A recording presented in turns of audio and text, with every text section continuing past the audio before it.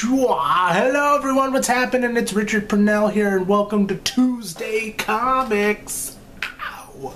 So before I get to the topic at hand, on Facebook and Twitter I asked you guys to give some suggestions for topics or any questions or anything like that you wanted me to do in an episode of comics, and I'm going to answer and do those right now. First off, Lydia on Facebook asks, now that Batman is cast, who would you cast as other supporting characters for the Batman reboot? We all know it's coming. You know, I didn't really think on it. You know, I've been so focused on Batman casting and whatnot that I haven't even thought about any of the other characters, so I don't really have much of an answer for that. Also, on that note, on directorscutradio.com, I wrote an article talking about BatFleck, aka Ben Affleck as Batman. Check it out, link down below. Tell me what you think. I put a lot of work into it, so.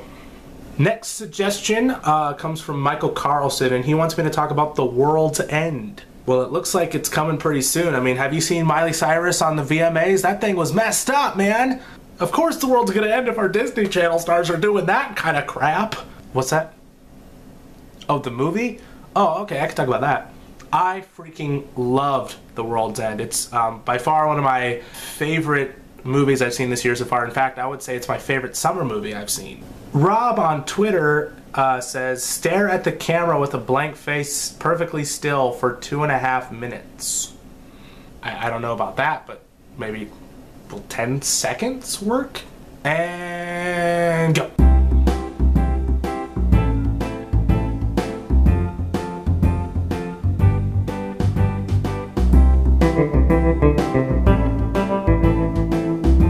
Okay, how's that? Is that good? And finally, Nick on Twitter says, how about talking about the debate about the debt ceiling? Or do you only do comics? Well, yeah, I only do comics. Plus, I don't really know much about the debt ceiling. I mean, I can talk about my own ceiling. It's white, and it's got some swirly patterns, and there's a hook over here that's got like a Santa Claus chandelier hanging. Oh, and look, there's a bug. I don't know what kind of bug, but there's one up there. So yes, those are the suggestions. If you guys have a suggestion or a question or anything like that you want me to do for a future episode of comics, put them in the comment section or on Facebook or Twitter. Any page, doesn't matter. So today's main topic is going to be a review of something I never thought I would be reviewing on this channel. But you know what? You should never say never. So ladies and germs, for Tuesday Comics, I'm going to be reviewing for you guys Daredevil, the director's cut. Yeah, that's happening. So, Daredevil the movie, the original theatrical cut, I first watched when it came out on DVD at a friend's house. We didn't get to watch it all the way through because I think my friend had to do something, or like I think his brother hurt himself or something. I don't remember, I just know I couldn't watch it all the way through. So I asked him if I can borrow it and I took it home. You know, actually come to think of it, I think I might still have that. And that was like 8 years ago. And I haven't talked to him in a long time, so. But anyway, so I brought it home and I decided to watch it by myself in my room, and you know, I didn't hate it, but I didn't love it, you know?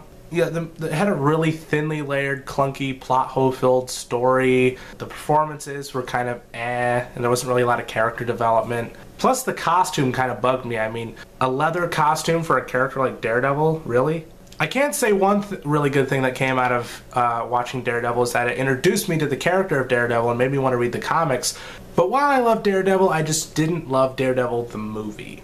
Then a couple of years later, I guess the filmmakers were also quite unsatisfied with the theatrical cut of Daredevil, so they decided to release a director's cut that they thought would win some fans back. And it looked like that happened because there's a lot of people who love the director's cut of Daredevil. So because of this bat-themed motivation, I went down to Best Buy, I digged through the $7.99 bin, printed out a $5 coupon, and bought Daredevil the Director's Cut for $3. Well, like $3.19, but, you know. And you know what? That was $3.19 well spent, I'm not gonna lie. Daredevil the Director's Cut is, as people have said, vastly superior to the theatrical cut. I was very impressed by this version. In fact, I'm just wondering why the hell didn't they release this version in the first place? What were you thinking? And obviously I'm talking to the studio. It's not the filmmaker's fault. They probably wanted to, but no, the studio was probably like, no, we just want this. Get rid of all that substance. We only want style.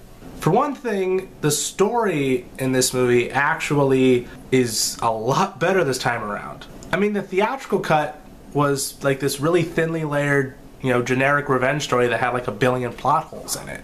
But the director's cut actually has interesting substance and an interesting storyline, and actually kind of not only makes the revenge story for Daredevil obsolete, but makes the revenge story for Elektra more of a subplot as opposed to the main plot, which I'm very happy about. Also, and this is my favorite part, the characters are so much more fleshed out this time. I mean, like, really fleshed out.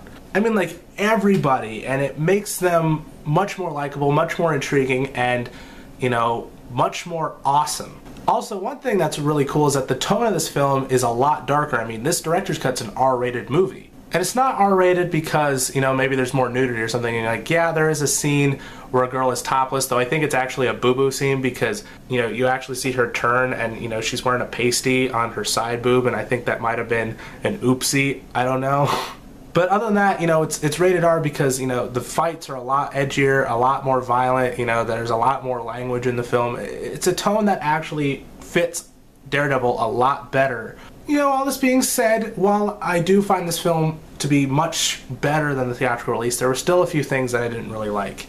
One thing I still don't like is freaking Bullseye. I don't like Colin Farrell in this movie at all. And of course, that freaking costume. I still don't know what they were thinking about when they made that costume. It just looks weird. So, anyways, at the end of the day, I will in fact agree that the Daredevil director's cut is vastly superior to the theatrical version.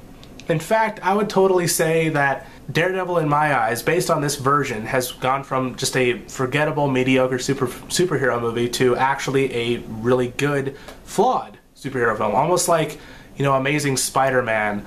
So anyways, that's about it for me. In the comment section below, what is your favorite director's cut? I want to know. So as always, don't forget to like this video, follow me on Facebook, Twitter, directorscutradio.com, and Tumblr. Links are all down below. Subscribe to this YouTube channel if you like what you see, and favorite the video because I like it when you do that. And I will see you guys this Friday with a brand new episode of Comics. Later!